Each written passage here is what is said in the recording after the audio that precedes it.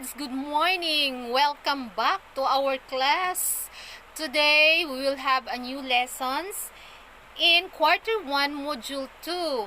I can do many things in school. Are you ready?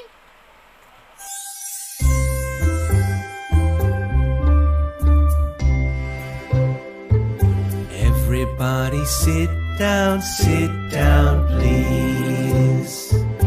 Everybody sit down, quiet, please. Everybody sit down, listen carefully. Everybody sit down, please. It's story time, it's story time.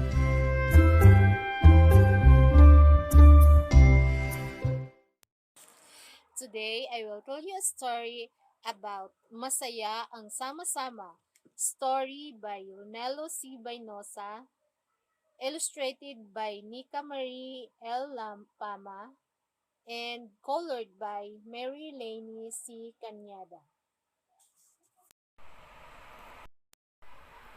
One day, Teacher Cathy class are busy in coloring activity.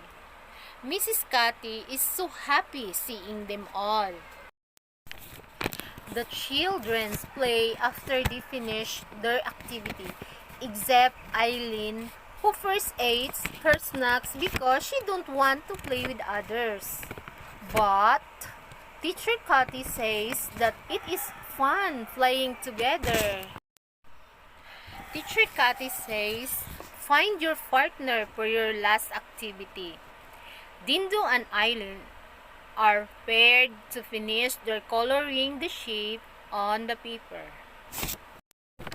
The partner presented their finished work happily in the class, while Teacher Cathy was so happy too. Because Dindo and Eileen was done first, so they have time to play. While they are happy playing with the wooden blocks, and Dindo did not mean to strike the pile of blocks, and they start fighting. Okay, let us find out what happened next. Teacher Cathy saw what happened, so she took Eileen and Dindo.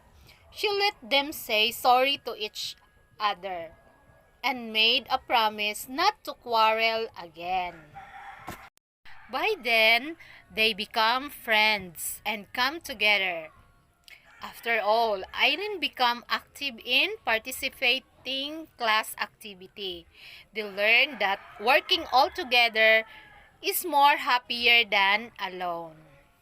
The end. Okay, kids, let us answer the questions from the story. Are you ready? Good job! Who are the characters in the story? You got right! The characters in the story are Teacher Cathy, Dindo, Eileen, and classmates. Why is it Dindo and Eileen got fight? You're right.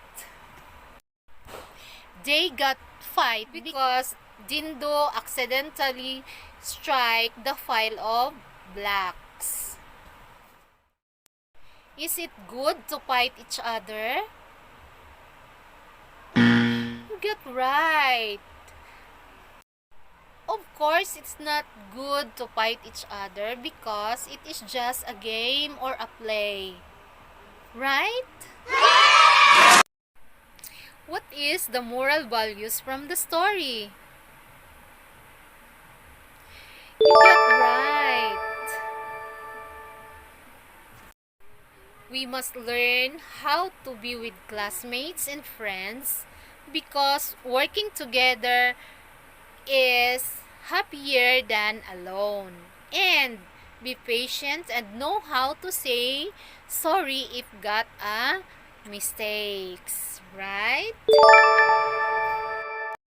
Okay kids, let us proceed to lesson 2, mga pangunahing pangangailangan. But before that, turn your module on page 7 and answer the following. Piliin at bilugan ang mga pangunahing pangangailangan.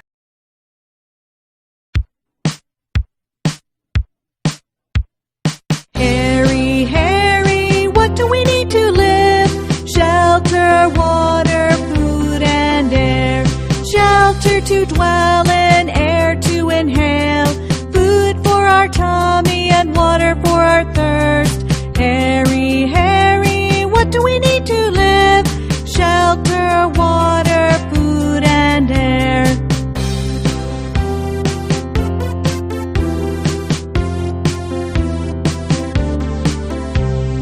Harry, Harry, what do we need to live? Shelter, water, food, and air. Shelter to dwell in, air to inhale. Food for our tummy and water for our thirst. Harry, Harry, what do we need to live? Shelter, water, food, and air. Kids, what are the basic needs? Or ano ba yung pangunahing pangangailangan natin? Can you give me one? Right. Those are the shelter, clothing, foods, air to breathe, water, and education. So we need all. On page 11, kulayan ang mga masustansyang pagkain na dapat kainin. Okay, just choose and color the pictures which is nutritious and good foods. Understood?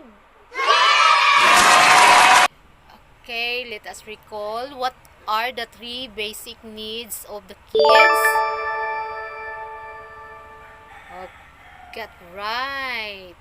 Food, shelter, and clothing. Again, the 3 basic needs of the kids or the people are food, shelter, and clothing. Open your module on page 13.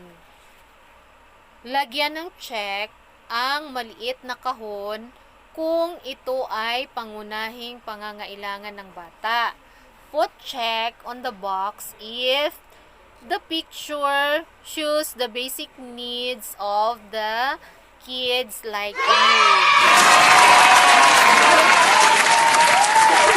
On page 14, work period 2, subukin. Panoto A. Bilugan ang mga bagay na ginagawa sa loob ng silid-aralan. Again, letter A. Encircle the things or the pictures that you do inside the classroom. Then, panuto B. Lagyan ng check ang mga tuntunin na dapat sundin sa paaralan. Letter B. Put check on the picture that shows the rule that you need to follow in school. Okay, let us proceed to lesson 3. Mga gawain sa loob ng silid-aralan at mga tuntunin sa paaralan. Panuto, gupitin ang mga larawan na nasa hugis, bilog at parisukat. Idikit ang mga ito sa kaparehong shape na makikita sa sunod na pahina.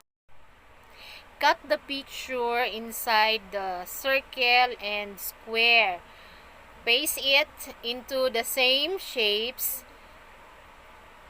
at the next page. What are the picture shoes in the circle? And how about in square? Okay, turn your module on page 17.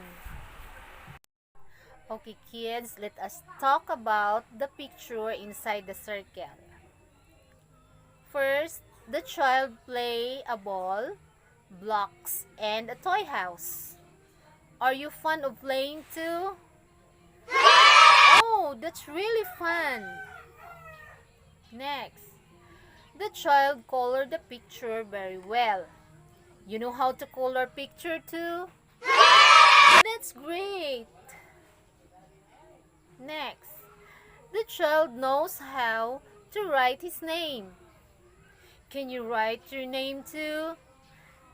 That's very good. The children are happy listening to teacher's story. Are you happy to hear a story too? It's fantastic. Okay, let us talk about the picture inside the square. Okay, the first one. The girl washes her hands with soap and water to keep it healthy and clean. Do you wash your hands properly? That's right. Next.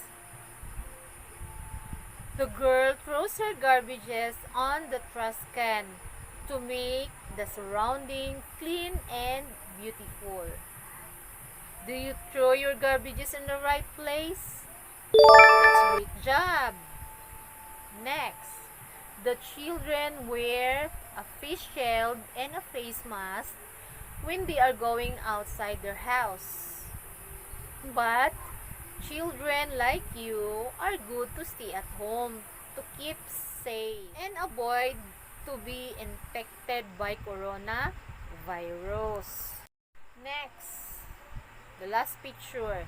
Children are respectful to their teacher like they respect to their parents. In what way we can show our respect to them? Yes, of course, by being obedient, honest, truthful, and respectful. On page 19, kulayan at pagdugtungin ng guhit ang mga larawang nagpapakita ng iba't ibang tuntunin sa loob ng paaralan. Color the picture that shows the rules in school. Draw a line to connect it to the school. Remember, what we can do inside the classroom, we can do it also in our house with mama, papa, ate at kuya. Like playing, coloring, writing, and listening and telling stories. Likewise, what are rules inside the classroom are also rules that we need to follow in our house.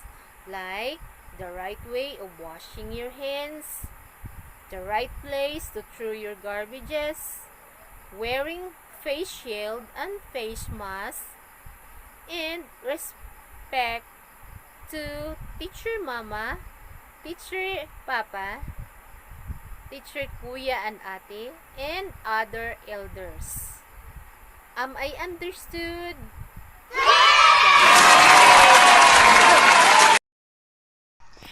Para sa work period 2, isagawa. Gawain 1, panuto. Kulayan ang mga larawan na nagpapakita ng mga gawain sa loob ng silid-aralan. It's time for us to go. We've had a happy day. We'll see you all again. That's all for today. See you next time. Bye-bye. Had a happy day. We'll see you